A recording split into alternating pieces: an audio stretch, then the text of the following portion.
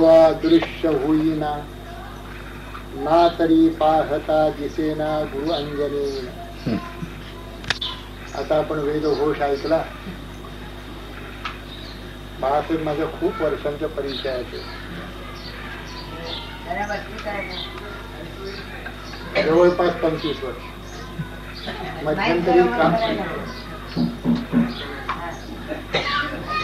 मध्यंतरी काही वर्ष आम्ही एकमेकांना अदृश्य झालो होतो, पण त्याच्यानंतर पुन्हा अलीकडली 5-7 वर्ष दृश्य झाली. पण अदृश्य काय आणि दृश्य काय आम्ही होतोच. जे काम त्यांनी चालवलेलं आहे याची मला पूर्ण जाणीव गेल्या 20 वर्षाहून अधिक काळ आहे. अतिशय चांगलं काम त्यांनी चालवलेलं आहे. आज अत्यंत आवश्यक असं आहे. मग अशी म्हटलं 10 दिवस कान किटले आहेत आपण. काय ऐकतो आहोत आपण, काय करतो आहोत आपण. मला तर असं वाटतं गणपती बघायला की मुलांना नेऊच नाही, कारण गणपती बघायचेच असते तर आत्ताच बघून या. रात्री फिरू नका, ती सिनेमातली गाणी ऐकू नका, त्यांनी कान विटाळू नका. जो वेदघोष तुमच्या कानावर पडतोय आणि जे संस्कार मनावर घडतायत ते संस्कार पुसून टाकायला वेळ नाही. आजचं जग असं आहे, माया नदी आहे. याच्यामध्ये जे काही आपण ऐकतो, जे काही आपण पाहतो, जे काही आपण बोलतो, जे काही आपण करतो, जिथे आपण जातो, हे सगळं विचित्र आहे. अविवेक खूप बांधलेला आहे लोकांच्या मध्ये, रुजलाय खूप. अशा ठिकाणी या उत्तम सुसंस्कृत मुलांना लहानपणी न्यावं की नाही याचा विचारच करायला पाहिजे त्या लोकांनी. आत्ताच मी येताना देखील ती सिनेमातली गाणी कानात बोट तरी कशी घालून चालायचं रस्त्याने, हा प्रश्न. मी जातच नाही, कधी गेलो नाही. 25 वर्षामध्ये गणपती उत्सव हा काय काय चाललाय हे मला माहिती नाही, पण जाता येता जे सहज ऐकू येतं ते हे असं आहे. रात्री 2-2 वाजेपर्यंत हे गणपती पाहत फिरतात कसे. त्यांनीच आता सांगितलं की 9-9:30 झाली का झोपलं पाहिजे, 3:45-4ला उठलं पाहिजे. 2 वाजेपर्यंत जो जी व्यक्ती जागते ती सकाळी कधी उठत असेल, तो सूर्यवंशीच ऐकणार. सूर्योदय झाल्यानंतर घटका 2 घटकांनी प्रहराने देखील उठतात. असं हे सगळं जीवन व्यर्थ झालेलं. त्याला ह्या अशा प्रकारचं जीवन कुठेतरी आदर्श म्हणून थोडं का होईना, पण हे आदर्शभूत जीवन आहे. असं कुठेतरी एक आदर्श निर्माण झाला पाहिजे. ते हे काम करतायत. अतिशय चांगलं काम आहे. मला असं वाटतं की जितकी मदत आपल्याला करता येईल, फार अल्प मदत करतो आपण, जी काही जास्तीत जास्त मदत करता येईल ती त्यांना करावी. इथे अमृताईंच्या त्याचे काही काय आहे ते भांड, त्याच्यामध्ये जे काही पैसे टाकणं शक्य असेल ते तुम्ही टाकावे. ते पैसे त्यांच्याकडे जातात. अमृताईंनाही त्याचा उपयोग नाही, मलाही त्याचा उपयोग नाही. मला स्वतंत्र व्यवसाय आहे पैसे मिळवायला, पण ही मुलं त्याच्यावर जगत असतात आणि ही विद्या वाढवत असतात, नुसती जगत नाहीत. मगाशी त्यांनी सांगितल्याप्रमाणे कशा जगायचं की ही मुलं प्रत्येक दाखवत आहे. ही अपराविद्या झाल्यानंतर पराविद्येचे धनी मात्र त्यांना करायलाच पाहिजे. त्यासाठी 15वा अध्याय 12वा अध्याय गीतेचं ते म्हणतायत. ऋग्वेद, यजुर्वेद हे सगळे 4 वेद, शिक्षा, कल्प, व्याकरण, छंद, निरुक्त, ज्योतिष हे सगळे अपराविद्या आहे. परा यया तत् अक्षरम अधिगम्यते, तो परमात्मा ज्यांनी प्राप्त होईल. पराविद्या जी दासबोधामध्ये समर्थांनी सोपी करून सांगितले, ते ज्ञानेश्वरीमध्ये ज्ञानदेवांनी सोपी करून सांगितले. तेच वेद उपनिषदातना आलेली, तीच भगवद्गीतेने सांगितलेली, तीच आपल्यापर्यंत घरोघर ब्रह्मरसाचं पारणं व्हावं म्हणून पोहोचवलेली ही विद्या. या विद्येची ते धनी व्हावे ते होतीलच तुमच्या मार्गदर्शनाखाली. अशा प्रकारे कुठेतरी एक थोडंसं का होईना आदर्श निर्माण व्हायला पाहिजे समाजामध्ये. आदर्शच नाही, कोणाकडे बघायचं. प्रवचनकार देखील चातुर्मासात कांदा खात, मला माहितीये. उत्तम उत्तम नाचणारे, विठ्ठल विठ्ठल गोविंद गोविंद म्हणून कीर्तनामध्ये नाचणारी माणसांनी मला सांगितलं, काय बाळासाहेब सांगायचं, आम्ही नुसतं त्यावेळेला कीर्तनकार असतो, नाम घेतो ही गोष्ट खरी, आमच्यापासून ऐकून काही लोक नामही घेत असतील, पण आम्हाला चातुर्मास काही कांदा सोडता येत नाही. आता काय बोलणार, ही अशी परिस्थिती. प्रवचन करायचे, कीर्तन करायचे, आदर्श तरी कुठे राहिले. सोनोपंत ज्या वेळेला प्रिन्सिपॉल होते तेव्हा जर एखादा मुलगा सिगरेट ओढायचीच असेल तर तो बाहेर ओढायचा असेल, कॉम्पाऊंडच्या बाहेर. मी कधी बघितलं नाही कॉम्पाऊंडच्या आत कोणी सिगरेट ओढतात. पुढे असे प्रिन्सिपॉल झाले, माफ करा, की ते स्वतः सिगरेट ओढत क्लासरूम पर्यंत यायला लागले. आता मुलं त्यांनाही धक्के मारून सिगरेट ओढायला लागली. आदर्श कुठे राहिला समाजामध्ये? हा आदर्श नाही. संतांनी काय जर केलं असेल तर आदर्श निर्माण केला. समाजामध्ये आदर्श निर्माण झाल्याखेरीज तुम्ही कोणाकडे बघणार? गतानुगतिक असतात लोक, त्यांना काही परमार्थ कळत नाही. जे काही 2-3 मंडळी 100-तली 1000-तली असतील त्या मंडळींनी आपलं वागणं, आपलं बोलणं, आपलं चालणं, आपला व्यवहार आदर्शभूत करायला पाहिजे. त्यांची विद्या आदर्शभूत पाहिजे, त्यांचं बोलणं चालणं आदर्शभूत पाहिजे. मगाशी यांनी सांगितल्याप्रमाणे नुसती विद्या नाही, त्याचा आचार क्रियावान पंडित आचार देखील तसाच व्हायला पाहिजे, त्यांची कृती तशी व्हायला पाहिजे. अशी झाली तेजस्वी पुरुष निर्माण व्हायला पाहिजे. ही गोष्ट खरी, ते काम तुमचं आहे. तुम्ही हे सगळे निर्माण करायचं आहे. तुम्ही हे निर्माण करा, मी बघायला राहणार आहे अजून 40 वर्ष. तुम्ही निर्माण करूनच दाखवा. जी मुलं मोठी झाली मला बघू दे, मी त्याच्यासाठी जाणार असो. तेव्हा जितकी मदत यांना करता येईल तितकी आपण अवश्यमेव करा. माझ्या सकट हा उपदेश आहे. हा जो विषय चाललेला आहे परमार्थ स्तवन असा विषय आहे. पहिलं दशक चाललेला आहे, 9वा समाज चाललेला आहे, 20 दशक 200 समाज एकंदर या दासबोधामध्ये आहे. त्याचा आपला पहिला दशक चाललाय, त्यातले 2-3 समाज झालेले आहेत. कशा करता दासबोध गेला ते प्रथम आपण पाहिलं. सद्गुरु स्तवन केलं पण वर्णवेना असं समर्थाने सांगितलं. वर्णन करता येत नाही हीच माझी प्रार्थना आहे असं त्यांनी सांगितलं. मग संत स्तवन आपण बघितलं. संत हे कसं वर्णन करणार त्यांचं देखील. ज्ञानेश्वर महाराज एक 5-50 ओव्या लिहून सांगतात की संतांचं वर्णन करणं काही शक्य नाही. तेव्हा निवांत ठेवीचे माथा हेची भले, चरणावर माथा ठेवावं हेच बरं. समर्थांनी तसंच केलेलं आहे. समर्थांनी ज्ञानदेव ह्याच्यामध्ये काही फरक सांगण्यामध्ये नाही. हे मी दासबोधातून ज्ञानेश्वरीकडे हे नाव माझं नाही. त्या अमरेंद्र गाडगिळांनी कसं दिलं मला ठाऊक नाही, मला विचारलं नाही. पण दासबोधातून ज्ञानेश्वरीकडे असं काही नाही, अथवा ज्ञानेश्वरीतून दासबोधाकडे असं काही नाही. दोन्ही ग्रंथ एकच आहे. ते एकच कसं आहेत हे त्या प्रवचनात सांगितलेलं होतं.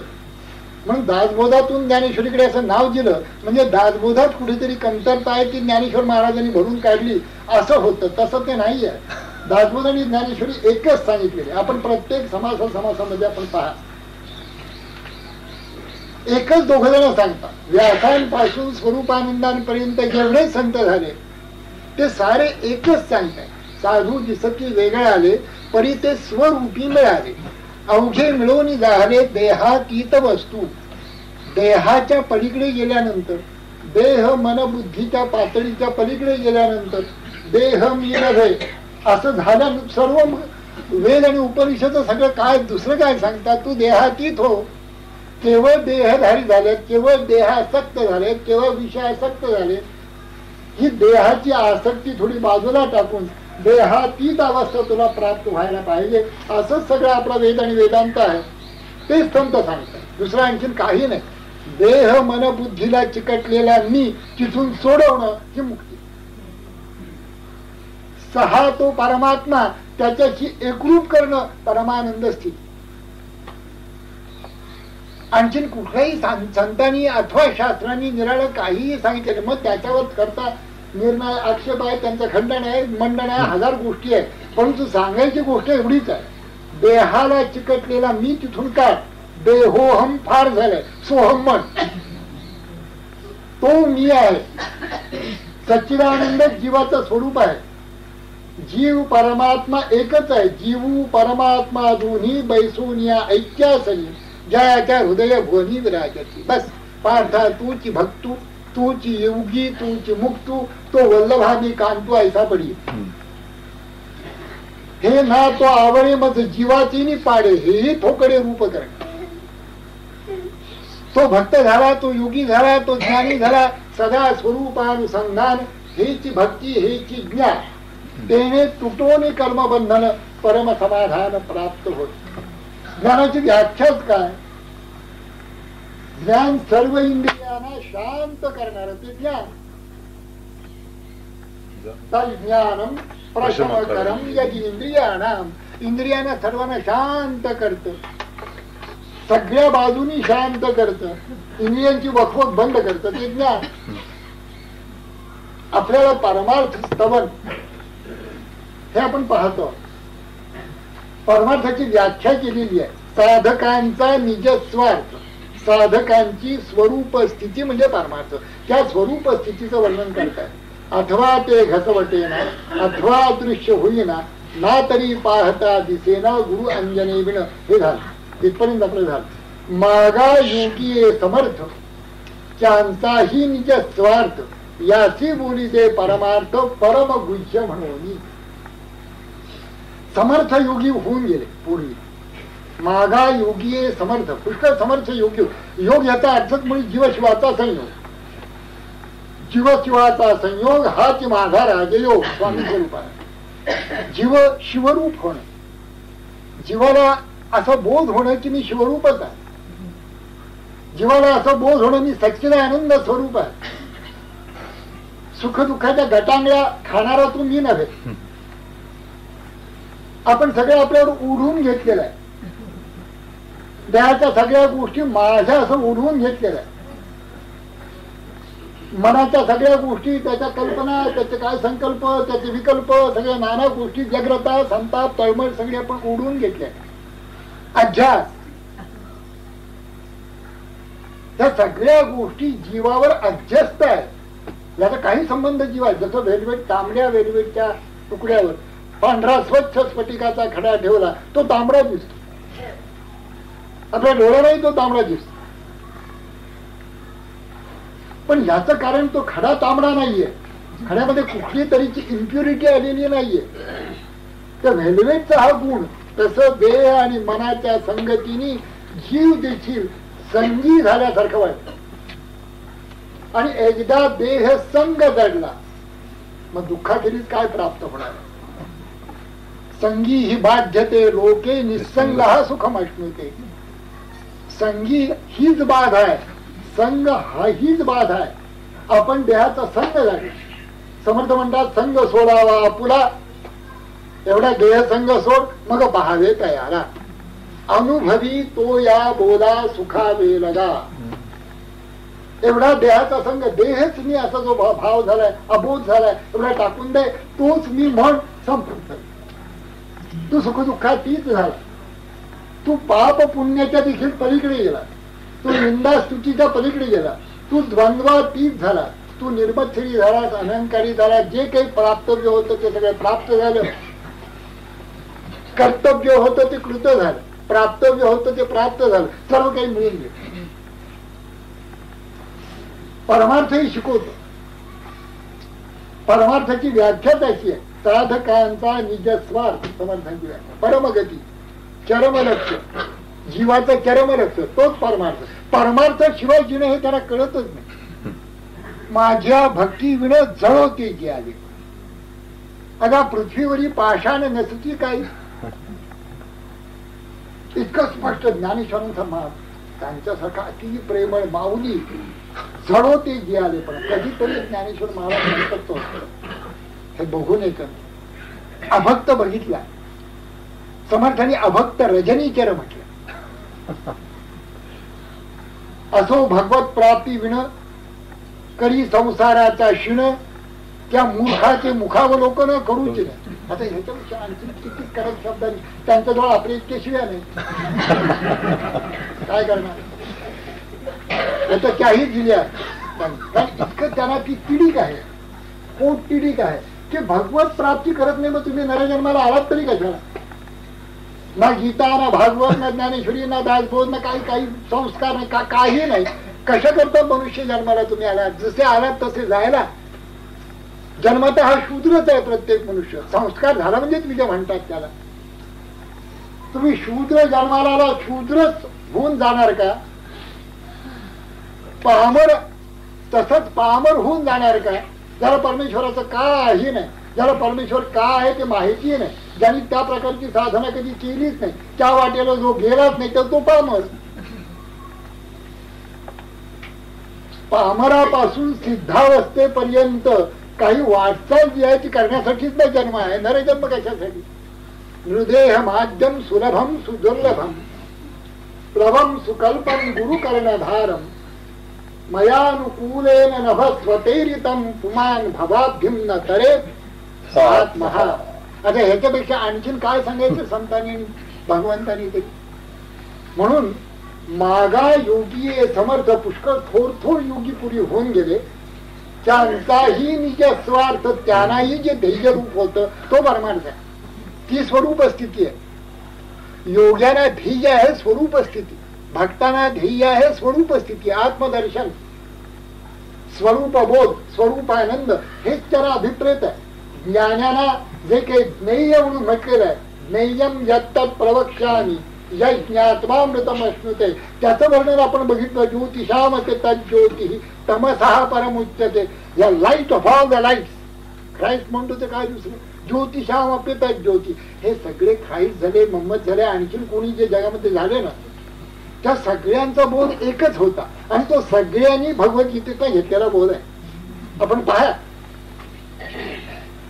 तो पारशी धर्मगुरू ते सांगतात की तुम्ही ज्ञानाची ज्योत प्रज्वलित करा हृदयामध्ये आणि त्याचा सुगंध आणि प्रकाश सगळीकडे दरवळू द्या. पहिले 10-12 पिढ्या ज्या होत्या, ज्या जाणत्या होत्या, ज्ञानी होत्या, ते त्याप्रमाणे ज्ञान आतमध्ये ज्ञानाची ज्योत प्रज्वलित करत होते आणि त्याचा सुगंध आणि प्रकाश जिकडे तिकडे दरवळत होता. आता अज्ञानीमध्ये चंदन जाळतात. किती खाली आपण येऊ शकतो. आता काही ज्ञानाचा संबंध राहिला नाही, त्या ज्योतीचा संबंध राहिला नाही, की आज प्रज्वलित करत असतात हा भाव राहिला नाही. एक पाद्री आमच्याकडे आले होते, मी त्यांना म्हटलं तुम्ही आकाशातला बाप, आकाशातला बाप, कुठला आकाश तुम्हाला ठाऊक आहे का? 10-8 जण आले होते आमच्याकडे. ज्ञानेश्वरीला गेला 7-8 पाद्री आले, कसे आले कोणा ठाऊक. त्यांना कळलं की इथे काहीतरी धर्माचं चाललेलं आहे, आपल्याला काही शिरकाव झाला तर बघावं म्हणून ते आले होते.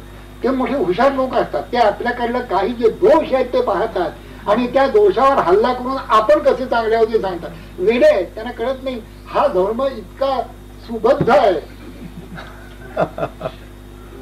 हा इतका दृढ मूल आहे, हा कधीही उपटला जाणे शक्य. ऋषी मुनींची फार मोठी पुण्याई आहे. आम्ही काही काळ विसरू पण पुन्हा तिथेच येऊ, जग काही काळ विसरेल पुन्हा तिथेच येईल. ते मला काय म्हणायला लागले की आकाशातला बाप, तर म्हटलं आकाशातला बाप म्हणजे काय ते तुम्हाला माहिती आहे? तुम्हाला कधी कुणी सांगितलं का आकाशातला बाप म्हणजे काय? हे आकाश म्हणजे हे तिथे बाप राहतो, तुम्हाला ठाऊक आहे का? हे चिदाकाश याला म्हणतात, यालाच मूर्ध्नी आकाश म्हणतात, यालाच हृदय आकाश म्हणतात. हे जे आकाश आहे त्याच्यात तुमचा बाप राहतो, हे तुम्हाला ठाऊक आहे का? तुम्हाला ठाऊक नाही. तुम्हाला आम्हाला कुणी सांगितलं नाही. म्हटलं सांगणार नाही, तुम्ही इथे या, तुम्ही आल्याखेरीज भागणार नाही. तुम्ही आपल्या धर्माचा काहीतरी प्रचार, ते ठीक आहे सगळं, परंतु मूलगामी जे विचार आहेत अध्यात्माचे, परमार्थाचे, ते आपले जसे मांडले गेलेले आहेत तसं आणखी कुठेही तुम्हाला सापडणार नाही जगाच्या पाठी. आमच्याकडला कोणता लुंग्या सुंग्या योगी तिथे जातो आणि वेल एस्टॅब्लिश होतो, कोट्यावधी रुपये मिळवतो, पण त्यांनी सांगितलं रुपये मिळवणं हे आपलं काम नसल्यामुळे आपण तिथे जात. अशी परिस्थिती आहे. त्यांना काही त्यातलं माहिती नाही. त्याला आश्चर्य वाटलं की आकाशातला बाप म्हणजे हे आकाश आणि त्याच्यामध्ये बाप राहतो. मी म्हटलं तुला कोणीही सांगणार नाही, गीता सांगेल, उपनिषद सांगतील आणि त्याला जाण्याचे मार्ग ही सगळी हीच मंडळी सांगते. अंगुष्ट मात्र हा पुरुष मध्य आत्मनि तिष्ठती ईशानो भूत भक्त्यस्य न ततो विजुगुप्स्यते एतद्वै तत्. तेच ते नतीचे त्या तत्व आहे. तुला ठाऊक आहे का? अंगुष्ट मात्र पुरुष तू कधी बघितलास का? त्याला माहितीच नाही, काय काही माहिती नाही. अंगुष्ट मात्र हा पुरुष ज्योतिरिव अधूमकः. परमार्थ हा सगळ्या. म्हणून त्यांनी साधकांचा निज स्वार्थ, जनांचा निज स्वार्थ म्हटलेलं नाही त्यांनी. आता तो हा परमार्थ जो साधकांचा निज स्वार्थ अत्यंत गुह्य आहे ना, गुप्त आहे ना. पहा ना, योगी मागा योगी समर्थ त्यांचाही निज स्वार्थ यासी बोली दे परमार्थ परम गुह्य म्हणून. हा परम गुह्य आहे. इदं तु ते गुह्यतमं प्रवक्ष्याम्यनसूयवे. गुह्यतम आहे. मनुष्याणां सहस्रेषु कश्चित् यतति सिद्धये यततामपि सिद्धानां कश्चिन् मां वेत्ति तत्त्वतः. अनादिकालापासून असंच चाललेलं आहे, पण तसंच चालणार आहे यापुढे. आता तो ब्रह्मजिज्ञासा, ब्रह्मजिज्ञासा कोणाला संभवते? कोण करणार आहे ब्रह्मजिज्ञासा? कोणाला त्याची जरूर असते? आता जे 10 लाख लोक फिरतायत त्यांच्यापैकी तुम्ही एखाद्याचं मनगट धरलं आणि विचारलं तुला ब्रह्म म्हणजे काय ते सांगू का, तर तू म्हणाले मी गणपती बघायला चाललोय. अरे पण गणपती म्हणजे काय? गण याचा अर्थ काय? गण म्हणजे इंद्रिय, त्याचा पती आधीश.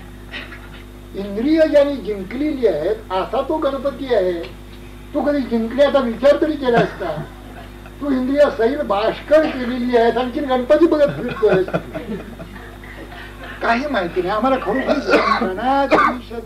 ईश सर्वा गुणांचा जे काही 205 केले त्यातला पहिला जो श्लोक आहे, त्यातलं पहिलं जे अक्षर आहे, शब्द आहे गणाधीश, याचा अर्थच मुळी इंद्रियांचा स्वामी असा आहे. आपल्याला माहितीये आता कळला.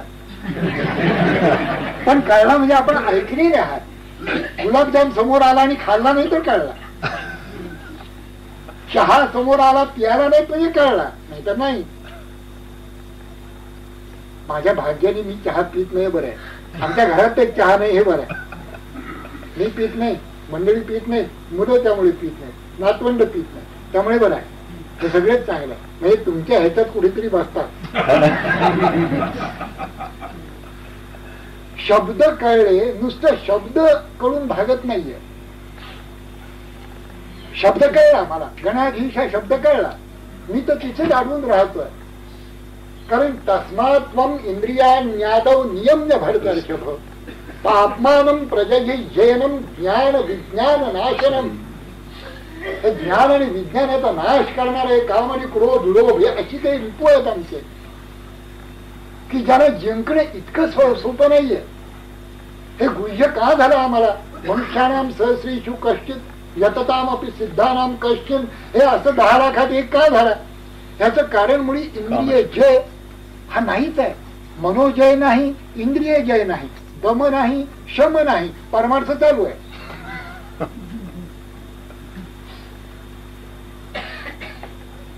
इंद्रियांचं दमन नाही, आतून कुठल्या गोष्टी आवरलेल्या नाहीत.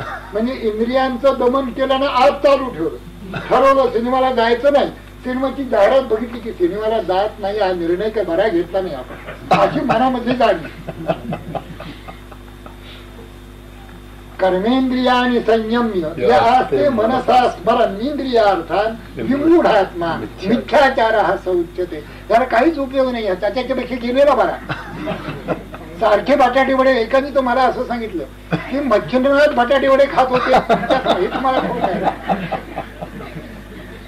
मी म्हटलं समर्थ देखील खीर खात होते, आणखीन पुष्कळ मंडळी पुष्कळ खात असतील, पण मच्छिंद्रनाथ तेव्हा त्यांनी क्वचित बटाटे वडे खाल्ले असतील त्यांनी.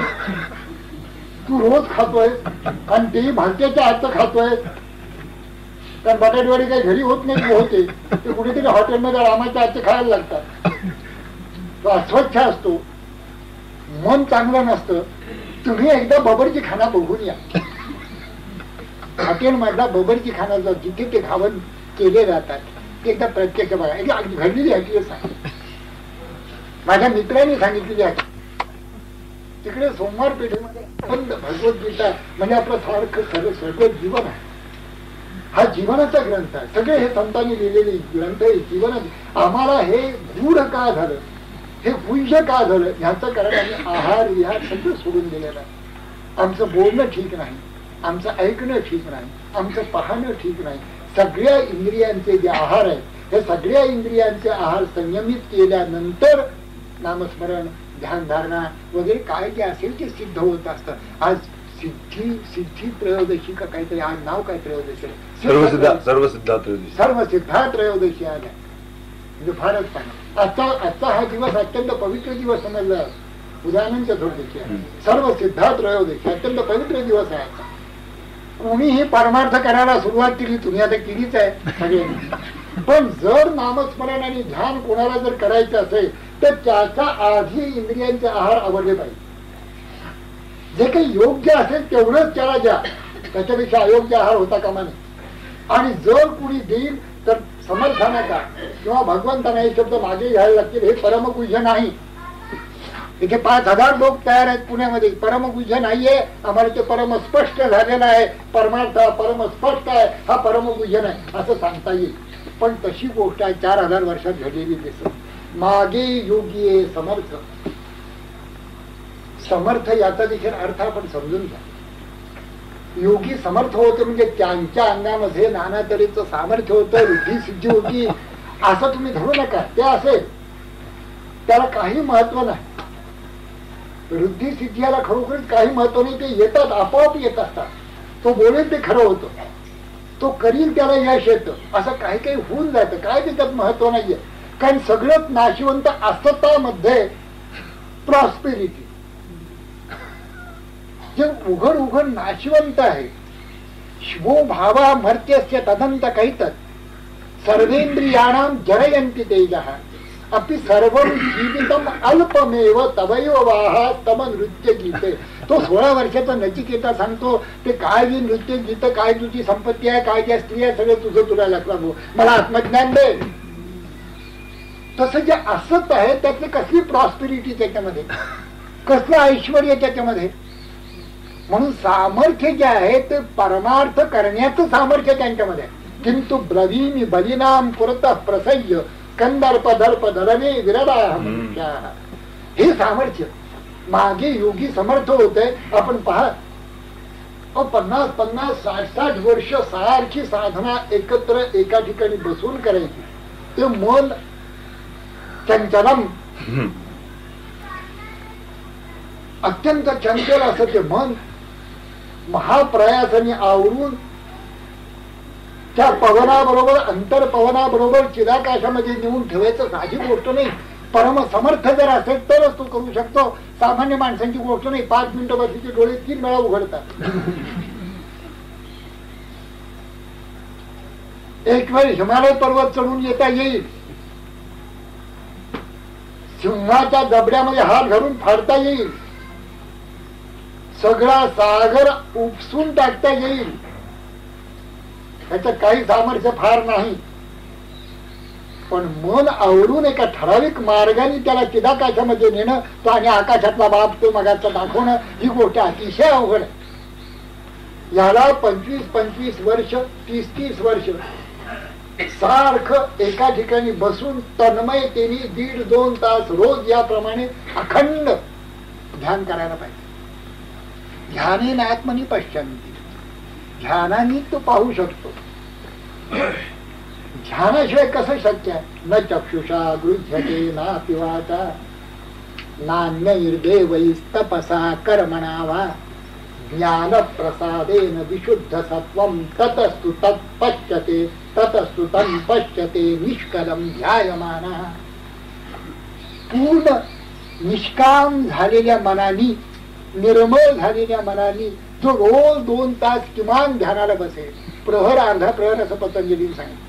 प्रहर म्हणजे 3.5 तास सध्याच्या काळात धावपळीचे शक्य नाही, अर्धा प्रहर शक्य.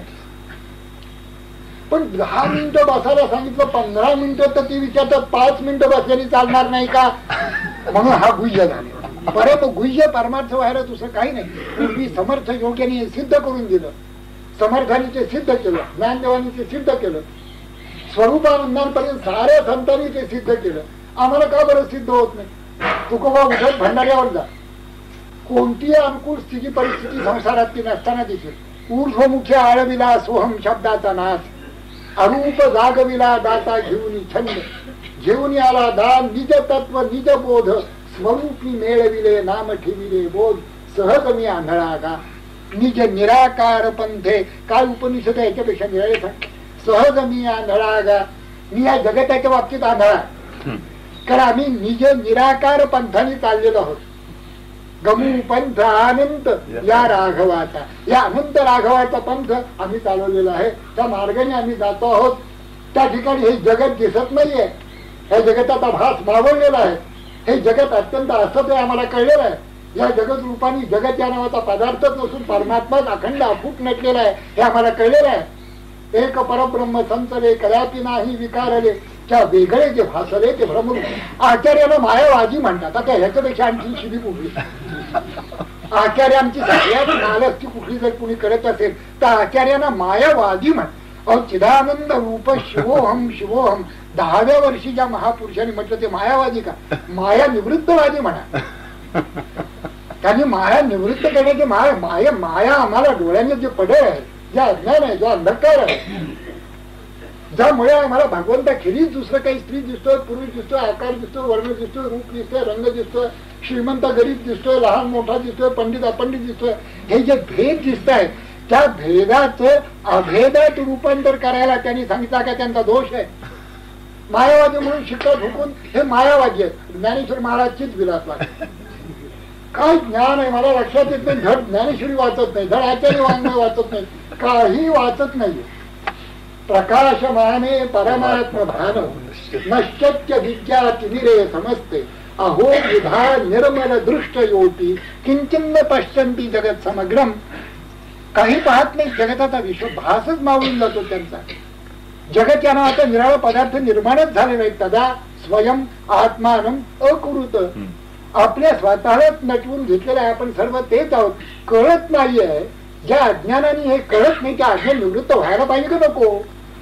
का न कळतं तेच बरं आहे. अज्ञान आहे हे कळत नाहीये म्हणून हा परमार्थ परमगुह्य झाला, नाही तर परम स्पष्ट